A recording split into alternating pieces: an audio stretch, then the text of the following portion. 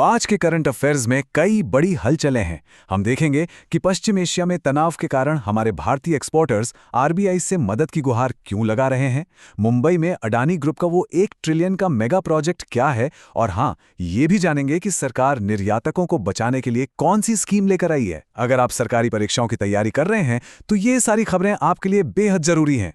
नमस्कार, यहाँ हम रोजाना के सबसे जरूरी करंट अफेयर्स को बिल्कुल सरल और एग्जाम के नजरिए से समझने की कोशिश करते हैं, ताकि कोई भी महत्वपूर्ण जानकारी छूट ना जाए। तो चलिए सबसे पहले एक नजर डालते हैं कि आज हम क्या-क्या कवर करने वाले हैं। सबसे पहले हम इकोनॉमी और कॉरपोरेट जगत की खबरें देखेंगे। उसके बाद हम गवर्नेंस और इंटरनेशनल रिलेशंस पर चर्चा करेंगे, और आखिर में अवार्ड्स और इम्पोर्टेंट डेज पर बात करेंगे। तो शुरू करते हैं अपने पहले खंड के साथ और देखते हैं कि अर्थव्यवस्था में आज क्या कुछ खास हो रहा है।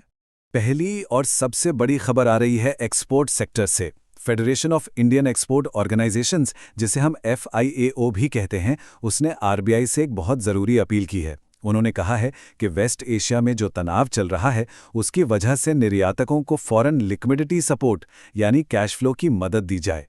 अब जरा इन आंकड़ों पर गौर कीजिए। ये बता दें कि समस्या कितनी गंभीर है। माल ढुलाई का खर्चा सीधे 300 से 400% तक बढ़ गया है। सोचिए, जहां पहले अमेरिका तक सामान 50 दिनों में पहुंच जाता था, अब वही पहुंचने में 90 दिन लग रहे हैं। और सबसे बड़ी दिक्कत, पेमेंट मिलने का समय भी 30-60 दिनों से बढ़कर 90 से 120 दिन हो गया है। मतलब एक्सपोर्टर्स का पैसा मार्केट में बहुत लंबे समय तक फंसा हुआ है, जिससे उन्हें कैश की भारी कमी हो रही है। तो इसका सीधा असर कहाँ पड़ता है? वर्किंग कैपिटल पर। देखिए, वर्किंग कैपिटल वो पैसा होता है जो किसी भी बिजनेस को अपने रोजमर्रा के खर्चे चलाने के लिए चाहिए होता है। अब जब पेमेंट आने में ही 3 से 4 महीने लग जाएं, तो कंपनियों के पास रोज के काम के लिए कैश ही नहीं बचेगा। और यही वजह है कि FIO ने आरबीआई से मदद की गुहार लगाई है। अच्छा, इकोनॉमी से ही जुड़ी एक और खबर है। आरबीआई की तरफ से आरबीआई ने अपना एक बहुत ही महत्वपूर्ण तिमाही सर्वे, सर्विसेज एंड इंफ्रास्ट्रक्चर आउटलुक सर्वे यानी SIOS का 49वां राउंड शुरू कर दिया है। ये सर्वे इस साल की पहली तिमाही यानी अप्रैल से जून 2026 के लिए है। इसमें सर्विस और इंफ्रास्ट्रक्चर सेक्टर में डिमांड कैसी है, रोजगार का क्या हाल है और कीमतों का स्तर क्या है, इन सब का आकलन किया जाता है। अब समझने वाली बात यह है कि इस सर्वे से जो आंकड़े मिलते हैं वो आरबीआई को इंटरेस्ट रेट्स और दूसरी मॉनेटरी पॉलिसीज पर फैसला लेने में मदद करते हैं। चलिए अब कॉर्पोरेट जगत की एक बहुत बड़ी खबर पर आते हैं। अडानी ग्रुप मुंबई के गोरेगांव इलाके में स्थित मोतीलाल नगर के रीडेवलपमेंट के एक बहुत बड़े प्रोजेक्ट में इन्वेस्ट करने जा रहा है। और इस प्रोजेक्ट का स्केल बहुत ही बड़ा है। कुल निवेश है 1 ट्रिलियन रुपए का। जी हां, 1 ट्रिलियन रुपए। ये इसे मुंबई के सबसे बड़े अर्बन रीडेवलपमेंट प्रोजेक्ट्स में से एक बनाता है। इसमें से करीब 36,000 करोड़ रुपए तो सिर्फ लोगों के पुनर्वास यानी उन्हें फिर से बसाने पर ही खर्च होंगे। तो ये अर्बन रीडेवलपमेंट आखिर होता क्या है? आसान भाषा में समझें तो ये एक प्रोसेस है जिसमें किसी पुराने या जर्जर इलाके की इमारतों और इंफ्रास्ट्रक्चर को हटाकर उसकी जगह पर नया, बेहतर और मॉडर्न कंस्ट्रक्शन किया जाता है, ताकि वहां रहने वाले लोगों को बेहतर घर और सुविधाएं मिल सकें। अब शुरू में हमने जो एक्सपोर्टर्स की परेशानी की बात की थी, उसी से जुड़ी एक राहत की खबर है। सरकार ने जियोपॉलिटिकल तनाव से जूझ रहे निर्यातकों की मदद के लिए एक स्कीम है रिलीफ, उसका दायरा अब और बढ़ा दिया है। इस योजना में अब इजिप्ट और जॉर्डन को भी शामिल कर लिया गया है। इसके तहत एक्सपोर्टर्स को माल ढुलाई और इंश्योरेंस में मदद दी जाती है। इसकी नोडल एजेंसी ECGC है और इसका खास फोकस MSMEs यानी छोटे और मंझले उद्यमों पर है, क्योंकि असल में वही तो हमारे देश के एक्सपोर्ट की रीढ़ हैं। और आखिर में इकोनॉमिक सेक्शन की आखिरी खबर, एक नज़र डालते हैं ब्लूमबर्ग बिलियनियर्स इंडेक्स पर। गौतम अडानी लगभग 92.6 बिलियन डॉलर की नेट वर्थ के साथ एक बार फिर एशिया के सबसे अमीर व्यक्ति बन गए हैं। वैसे इस तरह की रैंकिंग में उतार चढ़ाव कंपनियों के शेयर बाजार में प्रदर्शन पर काफी निर्भर करता है। तो ये थी आज के कुछ बड़ी आर्थिक खबरें। अगले सेक्शन पर जाने से पहले हमें कमेंट्स में जरूर बताइए कि इनमें से कौन सी खबर भारतीय अर्थव्यवस्था पर सबसे ज्यादा असर डालेगी और क्यों। अब हम अपने दूसरे खंड में आ गए हैं, शासन और वैश्विक संबंध।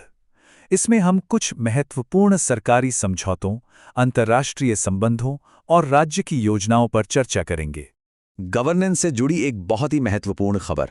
भारत की फाइनेंशियल इंटेलिजेंस यूनिट यानी एफआईयू और pension fund regulatory and development authority यानी पीएफआरडीए, इन दोनों ने एक एमओयू साइन किया है और इनका साझा लक्ष्य है वित्तीय अपराधों के खिलाफ लड़ाई को और भी मजबूत करना। इस समझौते का मेन फोकस AML-CFT फ्रेमवर्क को मजबूत करना है। अब ये क्या है?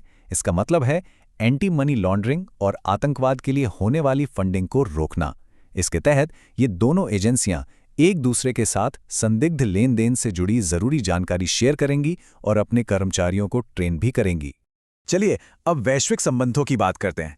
भारत और ऑस्ट्रिया ने अपनी स्ट्रेटेजिक पार्टनरशिप को और भी गहरा किया है। ये ऑस्ट्रिया के चांसलर की हालिया नई दिल्ली यात्रा के दौरान हुआ है। इस यात्रा के दौरान फूड सेफ्टी, डिफेंस कोऑपरेशन और यूथ मोबिलिटी जैसे कई अहम समझौतों पर दस्तखत हुए हैं। खासतौर पर ये जो वर्किंग हॉलिडे प्रोग्राम है, ये दोनों देशों के युवाओं को एक दूसरे की संस्कृति को समझने और वहां काम करने का एक शानदार मौका देगा। अब चलते हैं आंध्र प्रदेश, जहां से एक बड़ी खबर है। वहां के मुख्यमंत्री ने अमरावती के किसानों के लिए एक बहुत ही महत्वपूर्ण घोषणा की है। लैंड पूलिंग स्कीम के तहत अब किसानों को हर साल 40,000 रुपये प्रति एकड़ का पट्टा मिलेगा और सिर्फ इतना ही नहीं, इसमें हर साल 3,000 रुपये की बढ़ोतरी भी होगी। तो ये लैंड पूलिंग स्कीम आखिर काम कैसे करती है? देखिए, ये एक ऐसा मॉडल है जिसमें किसान डेवलपमेंट प्रोजेक्ट्स के लिए अपनी इच्छा से जमीन देते हैं और बदले में सरकार उन्हें विकसित जमीन का एक छोटा लेकिन कहीं ज्यादा कीमती टुकड़ा लौटाती है। इससे किसानों और उस पूरे क्षेत्र दोनों का फायदा होता है। और अब हम आ गए हैं अपने अंतिम खंड पर, पुरस्कार और महत्वपूर्ण दिन। यहां हम एक प्रतिष्ठित सम्मान और एक विश्व स्तर पर महत्वपूर्ण दिन पर नजर डालेंगे। जाने माने अभिनेत्री सयानी गुप्ता को हार्वर्ड यूनिवर्सिटी द्वारा south Asian person of the year के प्रतिष्ठित पुरस्कार से सम्मानित किया गया है। उन्हें ये सम्मान कहानी कहने की उनकी कला और सिनेमा में प्रतिनिधित्व पर उनके असर के लिए दिया गया है। और आज यानी 18 अप्रैल को हम सब वर्ल्ड हेरिटेज डे यानी विश्व धरोहर दिवस मना रहे हैं। ये दिन हमें हमारी साझी सांस्कृतिक और प्राकृतिक विरासत को बचाने की याद दिलाता है। इस साल की थीम है विरासत संरक्षण। ये थीम इस बात पर जोर देती है कि दुनिया भर में मौजूद ये जो अनमोल धरोहरें हैं, इन्हें बचाना हम सबकी एक सामूहिक जिम्मेदारी है। तो चलिए आज की चर्चा का एक क्विक रिकैप कर लेते हैं। इकोनॉमी में हमने एफआईओ की मांग और रिलीफ योजना को देखा। गवर्नेंस में हमने लैंड पूलिंग स्कीम और एफआईयू के एमओयू को समझा। इंटरनेशनल रिलेशंस में भारत ऑस्ट्रिया की साझेदारी पर बात की। कॉर्पोरेट जगत में अडानी के विशाल प्रोजेक्ट को कवर किया और अंत में सयानी गुप्ता के पुरस्कार और विश्व धरोहर दिवस के बारे में जाना।